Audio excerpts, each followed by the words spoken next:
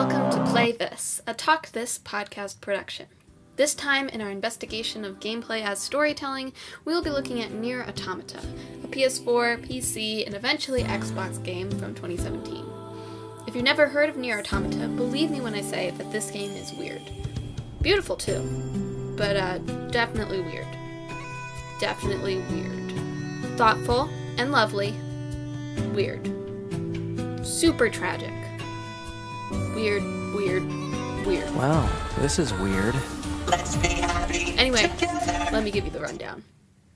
NieR Automata is a Japanese action RPG from the mind of Yoko Taro, aka the guy in the mask who showed up to announce it at E3 one year. He's delightful, and despite his antics, he also puts a lot of thought into the things that he makes. I'm going to link a few interviews with him in the description if you want to hear more about how he thinks about games, / see how goofy he truly is. But honestly, I could do a whole other video on the original NieR or the Dragon Guards, to which NieR Automata is a distant sequel. And maybe I will one day. But for now, stay focused. That's directed at myself, by the way. You play as 2B, a combat android from Yorha that's with a capital R and a capital H and does not appear to stand for anything. Tasked with defeating the hostile machines on Earth so that humanity can return from their refuge on the moon. 2B teams up with 9S, a scanner model, but they soon find themselves in the thick of a machine evolution, watching as the machines literally birth a healthy baby boy. 2 of them. How are babies made? Gross. And that's just the first playthrough, because, as is a staple of Yoko Taro games, you have to play through the game multiple times to get the final ending. In Automata's case, you have 3 separate playthroughs in order to get to the 5 main endings of the story. I'm not going to say too much, because I feel like this is a game that you should play through without spoilers, if possible, and that's me saying that. That being said, there will be some light spoilers about the nature of those 3 playthroughs. I don't really consider anything I disclose in here to be a major spoiler, but watch out for that if you're particularly sensitive. There's a lot of things I could talk about when it comes to NieR Automata, from both a gameplay and storytelling perspective, and just a storytelling perspective, and just a gameplay perspective. I could talk about NieR Automata for hours. I could do a whole video on the plot. I could do a whole video on the aesthetic. I could do a whole video on the 26 endings, one for each letter of the alphabet, of course. But for the sake of my schedule and my typical time limit of 10 to 15 minutes, we're going to focus in on one specific topic: how NieR incorporates its menus into its story. In other words, its diegetic UI. Most games need a menu. It's where players equip things, use items, check the map, save, etc. It's just something that you accept when you're playing a game. It needs to exist for the player, so it does. You just hope that it's relatively easy to navigate and maybe stylish for some bonus points. However, some games do choose to integrate the menu into the world, to some extent. In Danganronpa, your menu is a tablet given to you by Monokuma with information on fellow students and your gathered evidence logged within it. In The World Ends With You, your menu is your phone. However, the stuff in these menus aren't super justified. Like, in The World Ends With You, why do you use your phone to equip pins and change your clothes and feed yourself? Who knows? Phones are magic, I guess. In other games, the menu itself isn't justified from a story perspective, but some of the stuff inside the menu is. Frequently that's the journal. In God of War, the 2018 game, Atreus keeps a journal on enemy types and story events from his perspective, and it's written that way. Resident journal writer Jiminy Cricket keeps track of things for you in Kingdom Hearts, first in an actual tiny journal, and then on the gummy phone. He logs all your selfies. What a good friend. However, NieR Automata is unique in the way it attempts, and mostly succeeds, to justify the existence of a menu and what that menu contains. And then it even goes beyond that to justify other gamey standards, like save points and fast travel and respawning after death. We'll get to all of that here. As I mentioned, you play as an android in NieR Automata. Your menu is basically a way to set up your android body. You change up your combat style and add enhancements to your stats by equipping chips, which presumably adjust or enhance your software to allow for different functions. However, your body only has a limited amount of space for these chips, likely either because of physical space or amount of memory.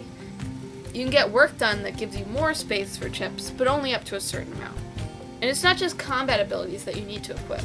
Everything in your on-screen HUD is a chip that you need to make room for. Want to see enemy hit points? Gotta make room for that. Want to see your own hit points? Gotta make room for that. Those are functions of the Android, after all, not just convenience for the player. Every option in the menu follows this logic. You equip weapons because you're literally equipping them to your pod, not just picking different things up and holding them in your hands. Your level goes up as you gain combat data.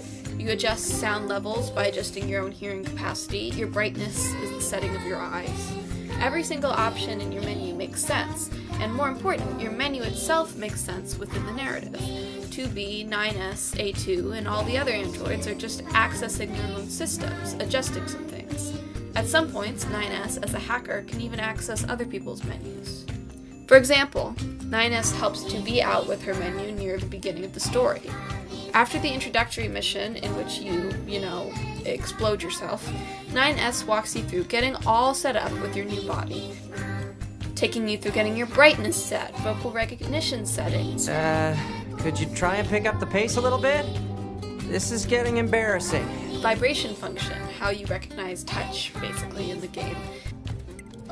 Are you serious? You didn't feel anything just now? And more. He tells you near the start that all of this is being recorded for posterity, and he's not lying. The game plays it back to you during the B route while you're playing in 9S's perspective. There's another cool instance of the menu coming in, but it's a late game spoiler, so I'll leave it out. Also, I didn't have time to replay the game all the way up to the point before the video, so that's a factor. I'm not even through Route A yet. Anyway, we've covered the menus. What about those other gamey elements I mentioned? Saving, fast travel, respawning. Be sure to save often. As the introductory mission established, an android only sort of dies when they die. Regular backing up of memory data is necessary so that when a body is destroyed, the consciousness can go in on a new one, just missing some memories. Therefore, when you die in NieR Automata, you don't just respawn. You spawn from the last access point you quote-unquote saved at, with your data intact up to the point that you backed up your data. It's just in a brand new body. There's no auto-saving in NieR Automata, as the game informs you, because the intentional manual save is an important part of the narrative. However, leaving your body behind means you leave the chips installed in your body behind too. You have to go fetch them in order to get them back and reinstall them in your new body. It's the same sort of concept for fast travel. You store your current body and transfer your memories into a new one stored at the location where you want to go. Obviously, it's not perfect. Of course, you can poke holes into all of this. That's likely intentional. If you went too far with narratively justifying every gamey feature, you'd end up making the experience too unfun and inconvenient. For example, if fast travel took your chips the same way that death does, it'd ruin the point of fast travel. If all plot events you triggered before death didn't happen again, then you'd get into some confusing territory as far as player memory versus character memory. If you couldn't save because of plot reasons in the third playthrough, that'd stall most players' progress. If 2B or 9S had a big bulky backpack in which they carried all their crafting items, it'd make their character designs much less cool. But the fact that they put as much thought as they did into the incorporation of menus and other video game conveniences is impressive. Most games, as I mentioned, don't put any thought into it. Menus are just something a game needs to have, like save points and respawns and everything else we talked about. But if your menus and other game-like systems are already going to be there, they have to be there. You might as well come up with some justification for it and try to do something with it. It enhances the immersion for a player and a player's connection with their character. It helps that the characters of NieR Automata are androids. It makes it easier to make these mechanics work. It'd be a lot harder to come up with a reason for menus when your characters exist in flesh and blood bodies. Virtual flesh and blood bodies, but you know what I mean. And by no means am I saying that every single game needs to come up with a reason for their menu. Sometimes it's just extraneous.